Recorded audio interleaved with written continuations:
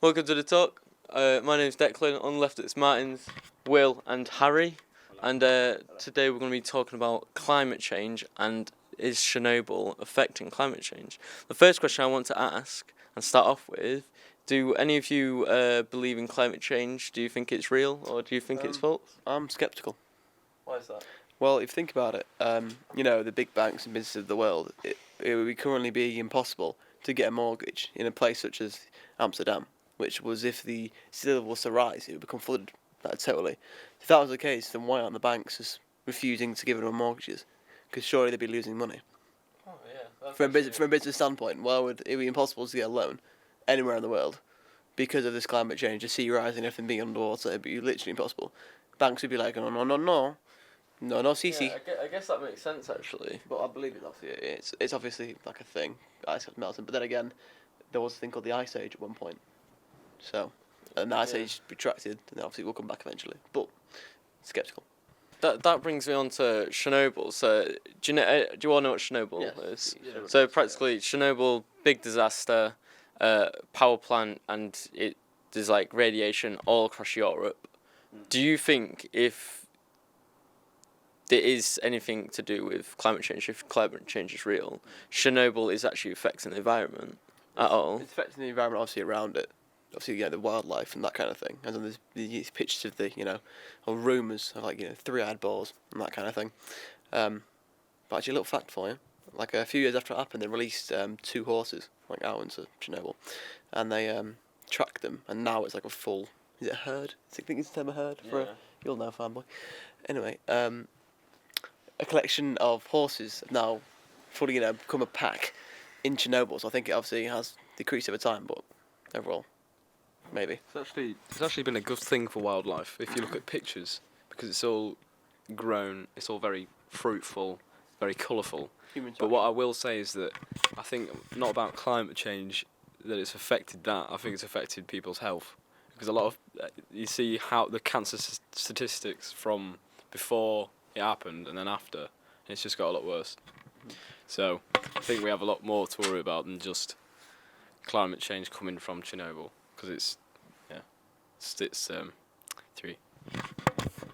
So what you're telling me is you think that it is affecting the environment, but it's actually improving for wildlife and stuff like that, and we shouldn't really worry about it. Well, it's human interaction in it. It's like in certain places, do you know the exclusion zone between North and South Korea? That's like an absolute hotspot for animals and stuff, because there's no interaction with humans, so therefore they can just. They're not disturbed. Because what I was looking at with Chernobyl is, the wildlife has took over it because no one's allowed in it apart from tourists and stuff like that for tours and stuff. The wildlife literally took over the place, so there's tons of species what were thought to be extinct actually living there and stuff like that. So really, it's good, but at the same time, the downs of it obviously being there's with the explosion, the ash went straight over to places like Wales. There's fields in Wales which are boarded off, and you're not allowed on it because how the radiation's on the field. I just find that crazy. Back then, I think it was USSR at that point, was it? It wasn't actually known the danger of radiation, and there's I believe it was in Poland, obviously the neighbouring country, to where it was. People were not allowed outside. People weren't allowing their kids outside, but in actual Pripyat where it happened. Was it Pripyat? I believe it's Pripyat. Yeah. Pripyat, where it happened. Kids were just playing outside, and no one actually knew the danger of it. But obviously now it's Yeah.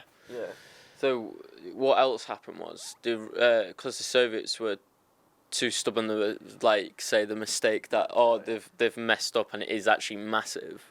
That a lot of the people in Ukraine and Russia found out that actually how bad it was through American broadcasts and English broadcasts, and then being like, oh God, this is huge. This is huge. Just beyond what it is, and even going there now and people getting their radiation levels off the firefighters' uniforms and stuff like that. It's actually through the roof. If you pile of clothes in the basement.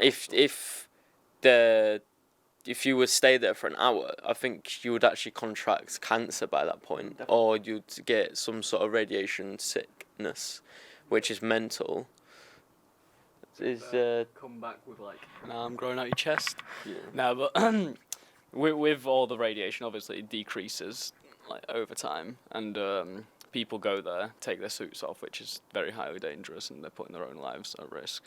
Yeah. So, yeah. Well, yeah, because if you've seen the new like recently put on this massive structure, it's the world's biggest moving structure which has been built. It's like this, cage, it's like a massive cage, and it's been put over the last. Is it not a dome?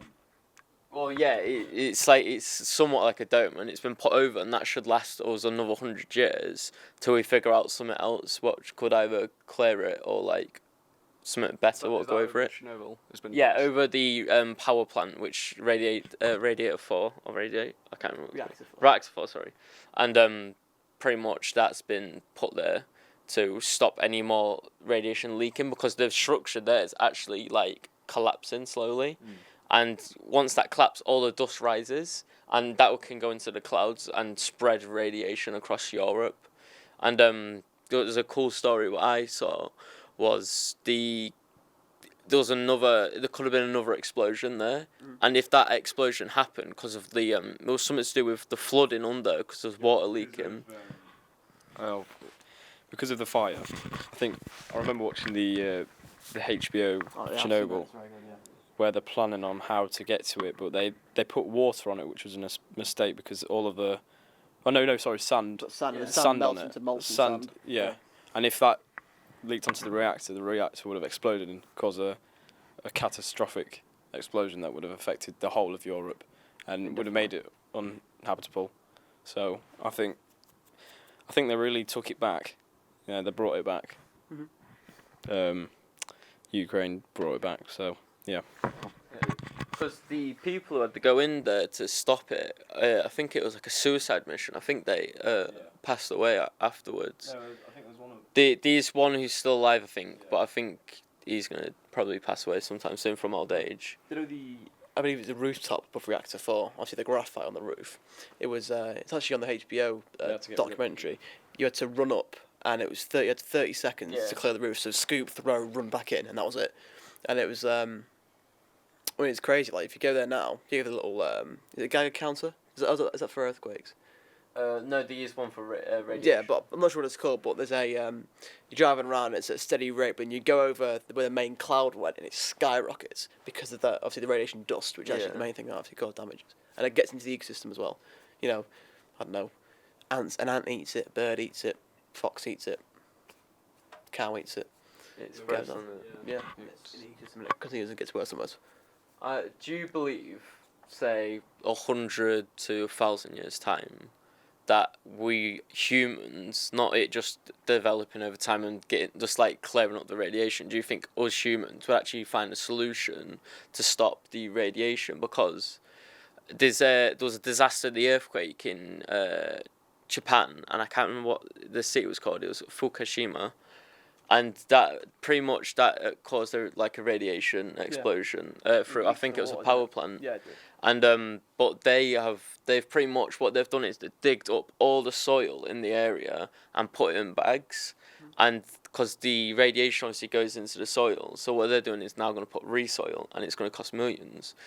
That is a solution which is somewhat working. Do you think we will ever find a way to stop the radiation in Chernobyl? I mean, attempts are already made, obviously, with the cage in the exclusion zone, so people getting injured. But I think with that much radiation leaking out, there's nothing you can do. Obviously, there's always going to be something there. Yeah. And I think even if they say in 100 years' time or even 1,000 years' time, if they say, hey, come back in, everybody will be like, no. Why would we do that? Because obviously it's just an absolute dead zone where you just don't want to go. 50,000 people used to live here. Now it's just a ghost town. Would any of you ever go on a trip to Chernobyl and just to explore, obviously for a tour legally, to see it and see that how it's more a city which is now a ghost town?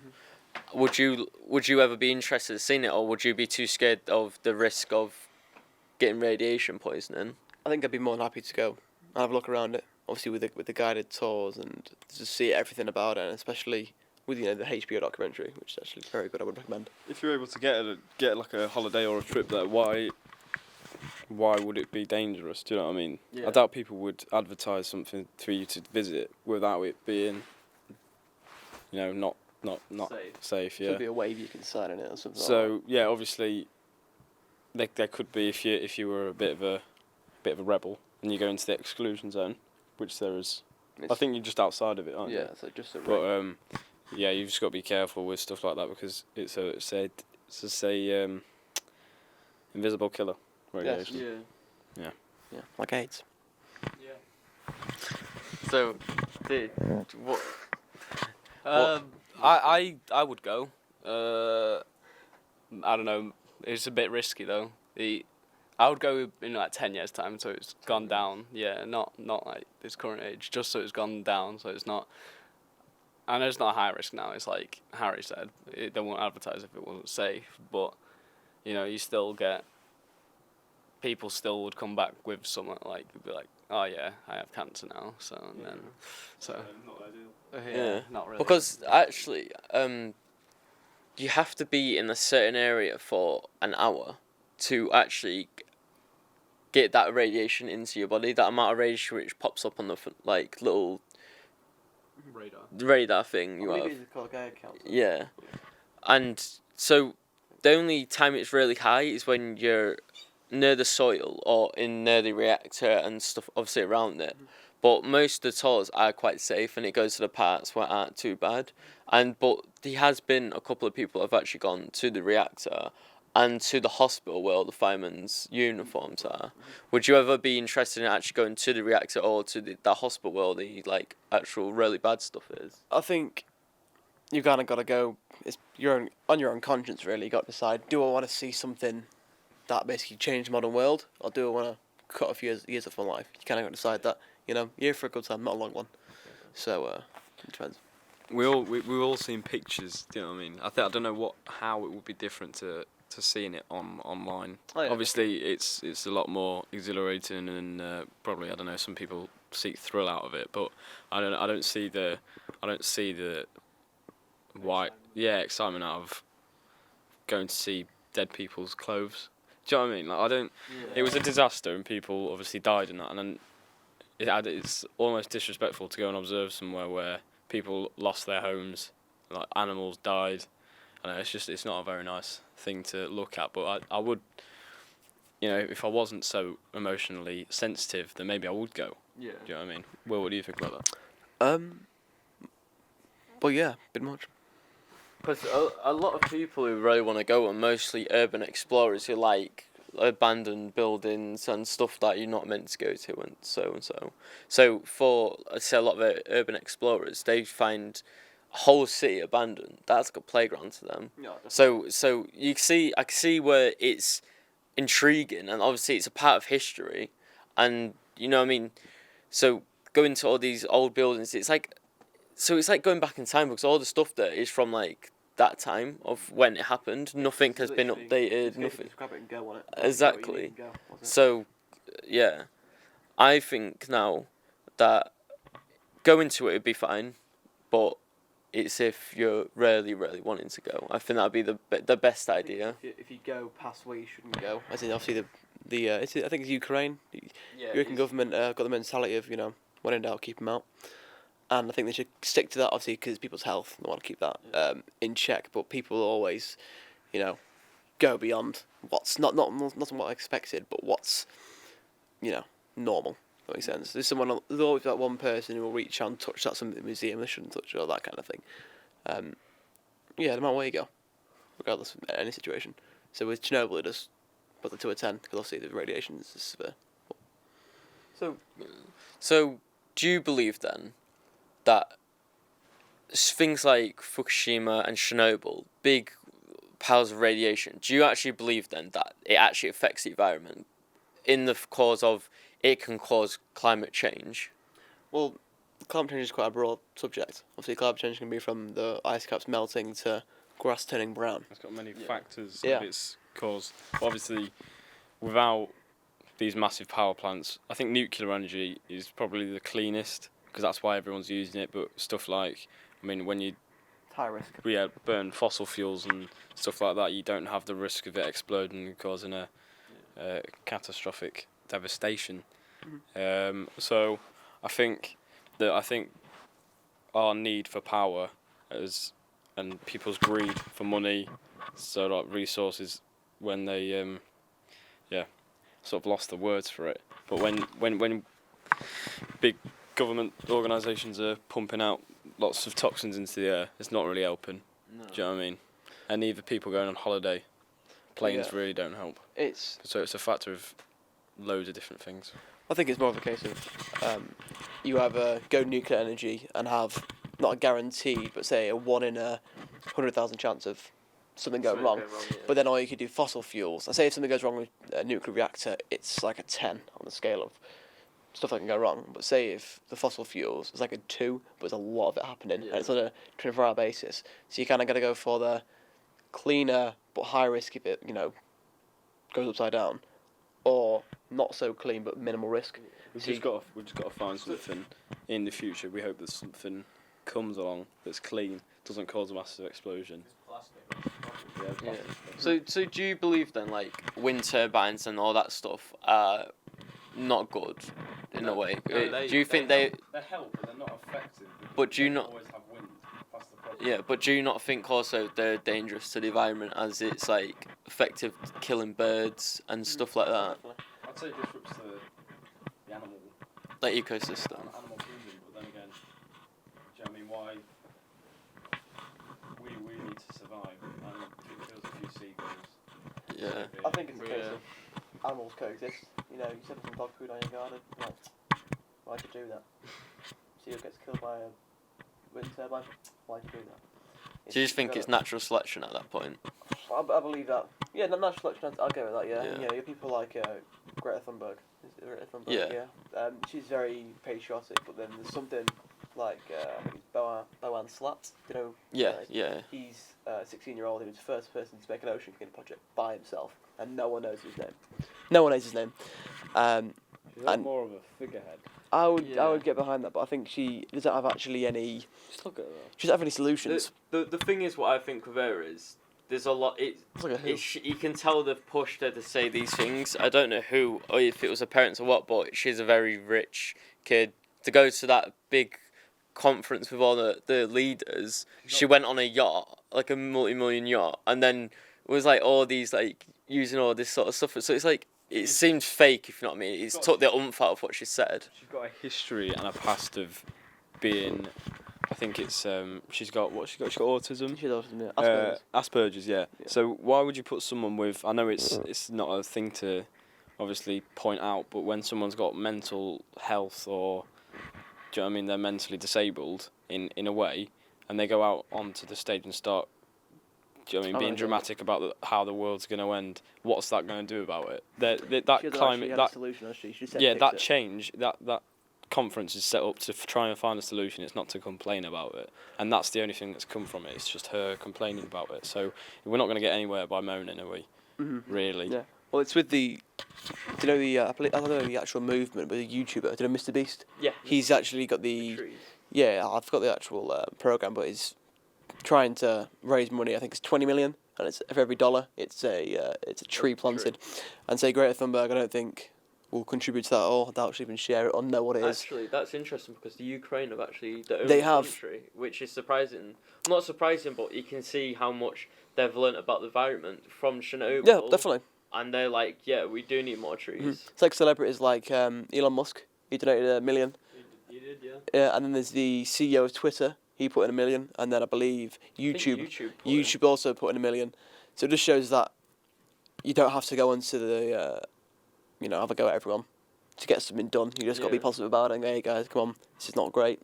Let's get it sorted and replant all the trees. Do you think that that companies should try to like Twitter and stuff like that? Do you think they should be promoting more things which could help the environment?